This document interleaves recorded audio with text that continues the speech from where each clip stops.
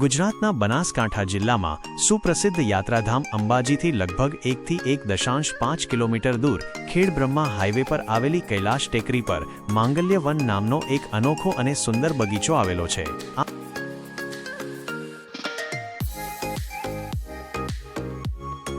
આ વન ગુજરાતના વન વિભાગ દ્વારા વિકસાવવામાં આવ્યું છે અને તે 2005માં બનાવવામાં આવ્યું હતું।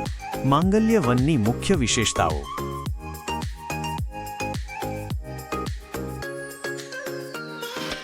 માંગલ્ય વન તેની અનેક વિશિષ્ટતાઓને કારણે પ્રવાસીઓમાં લોકપ્રિય બન્યું છે।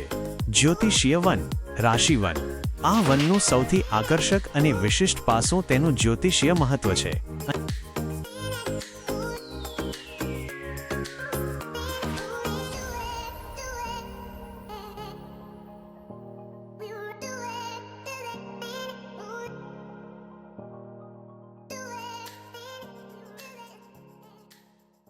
અહીં દરેક રાશિ ઝોડિયાક સાઇન માટે 3 છોડ વાવવામાં આવ્યા છે। એવી માન્યતા છે કે આ છોડ વ્યક્તિના જીવન પર રત્નોની જેમ જ સકારાત્મક અસર કરે છે।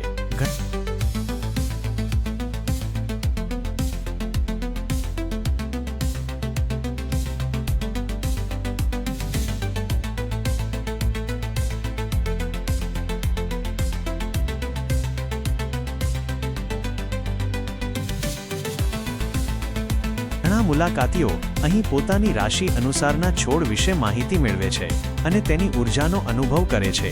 શાંતિપૂર્ણ વાતાવરણ। માંગલ્ય વન ગાઢ લીલોતરી, સુંદર ફૂલો અને આકર્ષક ડિઝાઇનવાળા બગીચાઓથી ભરપૂર છે। અહીંનું શાંત અને આહલાદક વાતાવરણ શહેરી કોલાહલથી દૂર રહીને પ્રકૃતિની શાંતિ માણવા, આરામ કરવા કે ધ્યાન કરવા માટે શ્રેષ્ઠ છે। પક્ષીઓનો કલરવ અને મંદ પવનનો અવાજ વાતાવરણને વધુ સુખદ બનાવે છે।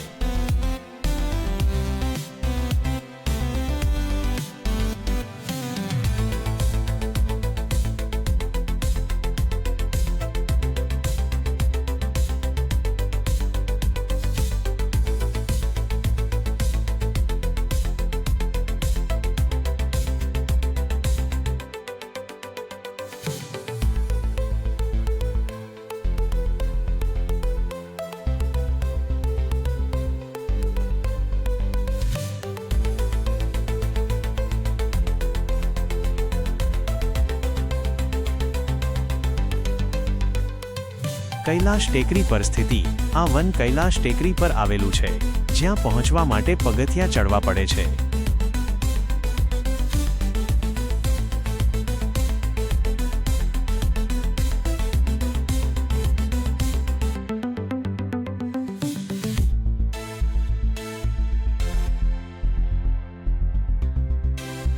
ટેકરી પરથી આસપાસના જળાશયો અને કુદરતી સૌંદર્યનો મનોહર નજારો જોવા મળે છે।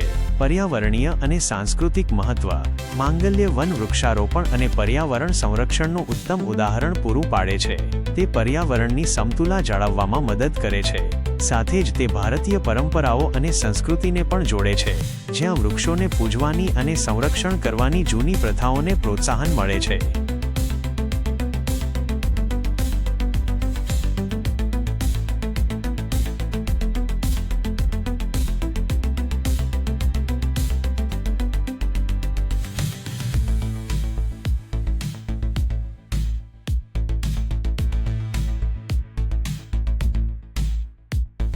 ફોટોગ્રાફી માટે ઉત્તમ સ્થળ। વનની સુંદરતા અને વિવિધ પ્રકારના છોડ તેને ફોટોગ્રાફી માટે એક આદર્શ સ્થળ બનાવે છે। મુલાકાતીઓ માટે માહિતી। માંગલ્ય વન દરરોજ સવારના સવારે 8 વાગ્યાથી બપોરના બપોર અને ફરી બપોરના સવારે 2 વાગ્યાથી સાંજના સવારે 6 વાગ્યા સુધી ખુલ્લું રહે છે। દરરોજ સરેરાશ 700થી 800 લોકો અને રજાઓના દિવસોમાં 1000મી વધુ લોકો આ વનની મુલાકાત લે છે। અહીં કુદરતી સૌંદર્ય, શાંતિ અને આધ્યાત્મિક વાતાવરણનો અનન્ય અનુભવ થાય છે।